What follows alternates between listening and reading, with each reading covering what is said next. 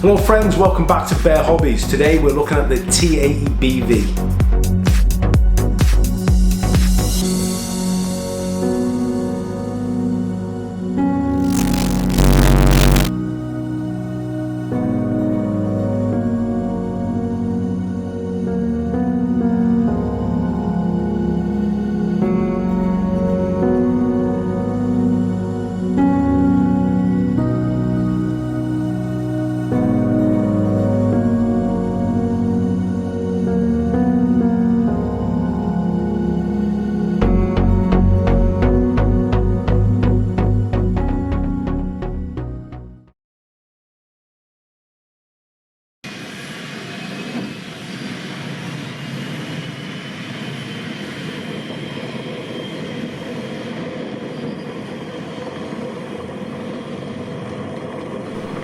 So let's talk a little bit about the T-80.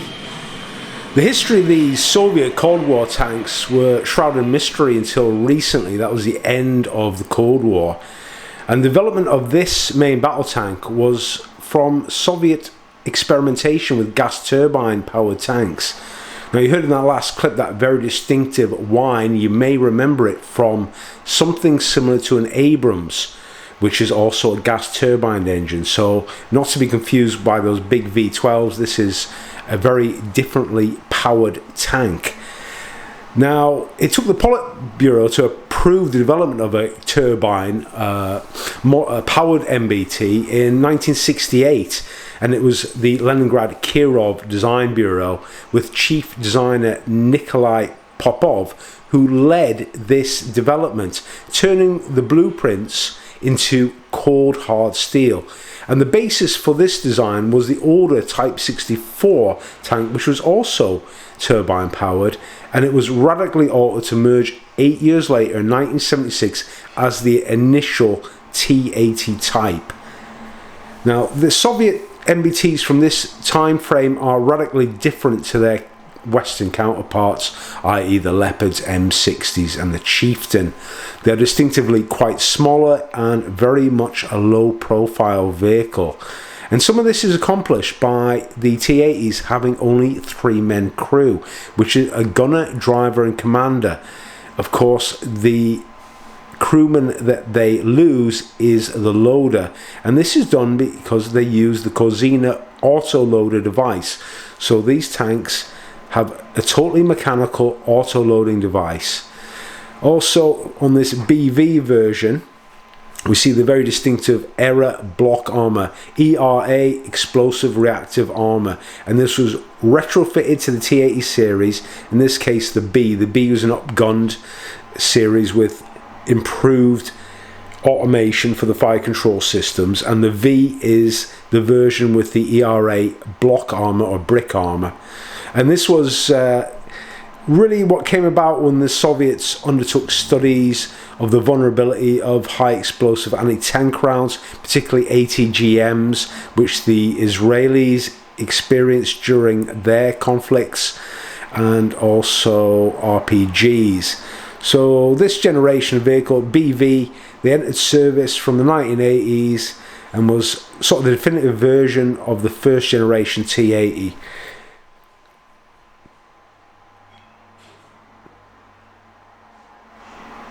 Let's talk a little bit about combat history. The T-80B and VV were not used in the Afghanistan war in the 1980s, and that was done to maintain the tank's secret characteristics, but they were first used in combat during the first Chechen war. And the first real combat experience of the T-80 MBTs was unsuccessful, as the tanks were used capturing cities, a task for which they were not well suited. In fact, most MBTs are not well suited unless they are adapted specifically for that task. And the biggest tank losses were suffered during the ill-fated assault on the city of Grozny. During the assault, 84 T-80s were used. Of the 133rd Tank Battalion used 53 T-80s and lost 12 of them. The 3rd Tank Battalion used 31 T-80s and lost 6 of them during the 3 months of combat. The forces selected to capture Grozny were not prepared for such an operation, while the city was defended by, among others, veterans of the Soviet-Afghan War. The T-80 tanks used in this operation either did not have the reactive armour like the BV, or they were not fitted with the explosive inserts before the start of the operation, and the T-80 crews lacked sufficient training before that war. The inexperienced crews had no knowledge of the layout of the city, and the tanks were attacked by RPG teams, often hidden cellars and on top of high buildings, and the anti-tank fire was directed at the least armoured points of the vehicles. Each destroyed tank received from 3 to 6 hits, and each tank was fired at by 6 or 7 RPGs. A number of vehicles exploded when the autoloader with the rounds already placed in them was hit. In theory, it should have been protected by the road wheel, but when the tanks got hit on their side armour, the ready-to-use ammunition exploded catastrophically. The T-80s performed so poorly that General Lieutenant A. Galkin, the head of the Army Directorate, convinced the Ministry of Defence after the conflict to never again procure tanks with gas turbine engines. After that, the T-80 MBTs were never again used to capture cities. Instead, they were used to support infantry from a safe distance. Defenders of the T-80 point out the T-72 performed just as badly in that conflict. However, the T-80 sort of was affected by that. It's often marred, and also that sort of myth lives on in the West as a T-80 being ineffective. Okay, let's go through the build now and look at this model. Okay, so this is Trumpeter kit in 1/35 scale. I think I had about 2,000 parts. Most of that was the tracks as well, individual links. Really the best kit you can get. Prior to this it was skiff, but this just blows it away. The details you're going to see is very impressive. In terms of aftermarket parts, I added this metal barrel, also a little bit scratch additions. The brass parts are running a loss at the top of that barrel. I replaced with some styrene strip. And those smoke dischargers as well are also aftermarket. They came with the barrel. I think the set was from Voyager.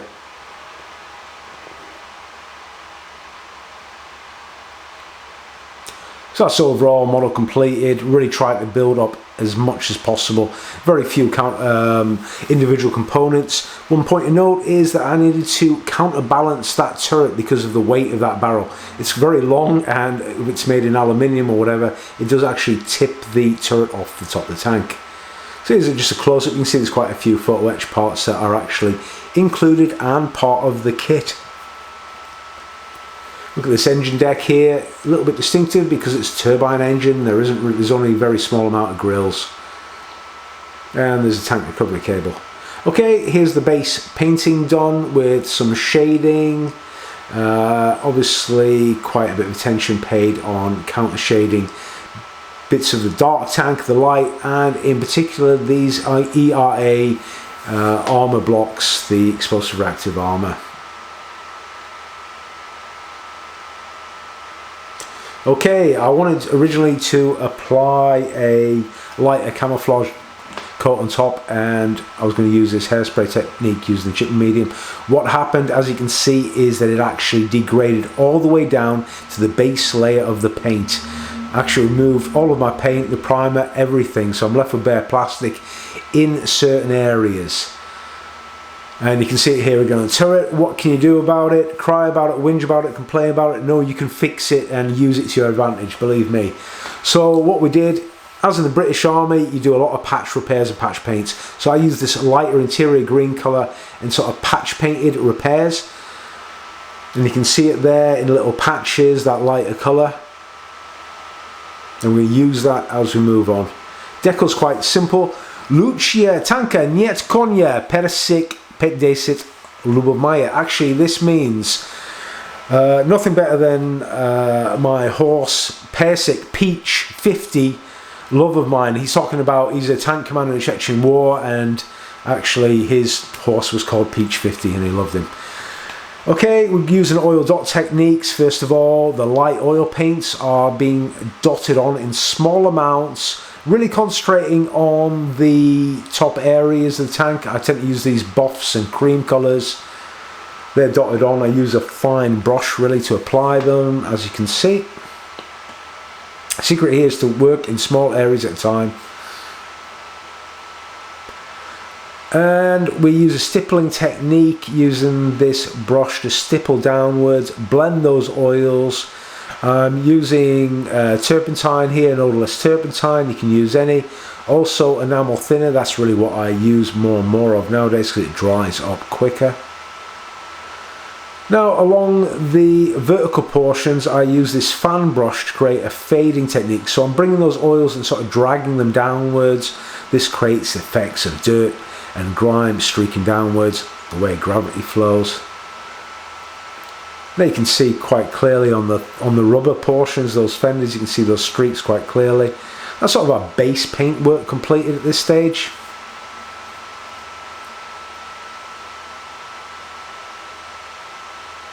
Now we're selecting a pin wash using a fine brush. Made a mixture using a dark oil paint, engine grease in this colour, one of my favourites. Mixed with some enamel thinner or turpentine, and we're dotting in the details, darkening them selectively. And then we use a soft brush to clean up. If you've got any excess, clean it up using the turpentine soft brush and blend it into the effects. For the lower portion tracks and running gear, I use the combination of dust pigment and also this out of the bottle fresh engine oil, sort of to put that grease and oil into the hubs, combine it with the pigment, very realistic effect.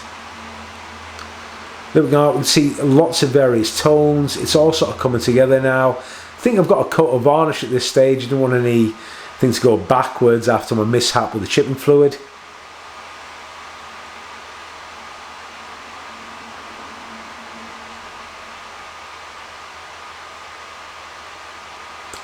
Now we're starting, I use this green ochre acrylic paint from Model Colour. I used a sponge and I'm dabbing onto areas. This is your chipping effects, your paint wear effects, obviously along the edges, creating that wear and tear effects. And then I've supplemented that using one of my favourite colours, Model Air Camo Black Brown. And this is really the areas where the paint has gone down to the bare metal. Very selective on this, we aren't looking at a rust bucket, we're looking at active tank. Now I'm dotting on very small areas of pigments into selective areas, not covering it in pigments, just putting it into the areas where dust, dirt collects. Now final effect on these skirts is a mixture of enamel weathering solution and pigments, and this is, I use an airbrush to apply this into areas. And then again the fan brush, moistened with the turpentine to fade downwards, create even more streaks.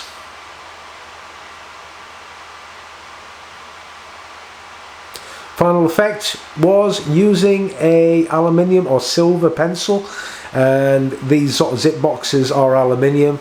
Dotted it all across to create that very distinctive wear pattern, kept it kind of subtle. I was really pleased with that end effect. So we've had a look at the build photograph of the T-80BV, and now I'm just going to discuss some of the features and some of the techniques that weren't in the photographs. So we really saw the distinctive features of the T-80BV, and it's fully encompassed in this 1/35th scale Trumpeter kit, the ERA Explosive Reacted Armour Contact 1 brick armour. This was quite a complex construction, but the detail rendered is really perfect. There's quite a good deal of photo etch parts that are actually included within the kit, and they complement the kit very well. Some of these features that aren't explained, this is the wading gear. All Soviet tanks, Russian tanks, have to be designed to wade, and this enables the exhaust to output, and also there's an engine intake. So at the rear of the vehicle, this is the exhaust, a single exhaust for the turbine, and the devices fit onto that outlet to allow the exhaust gases to exit when it's wading. I decided on my build not to fit the 12.7mm cord AA or turret operated heavy machine gun, just for a little bit of variation in this build. However, the ammo box and the sighting scope are attached, so you could fit one at a later date. I think overall I like to combine my own experience within the military and also really mainly, and this is much more important, looking at a great deal of references when it comes to weathering. So we have the footage of Chechnya, and this is a Chechen war vehicle, so I wanted the weathering to very much depict the conditions that those vehicles were exposed to, and to realistically depict wear on the vehicle, so, and maintenance as well. So when we did those paint patches, we're able to replicate field repairs and generally this sort of faded, dirty appearance that vehicles in the field will achieve. So we'll just go on to have a look now at the final reveal photographs. Hope you enjoy the video. Tell me what you think about this new format. I wanted to try and combine something different, so a bit of history of the vehicle, the build, and also the model. Leave your comments below if you think it's a good idea or otherwise, and see you in the next one.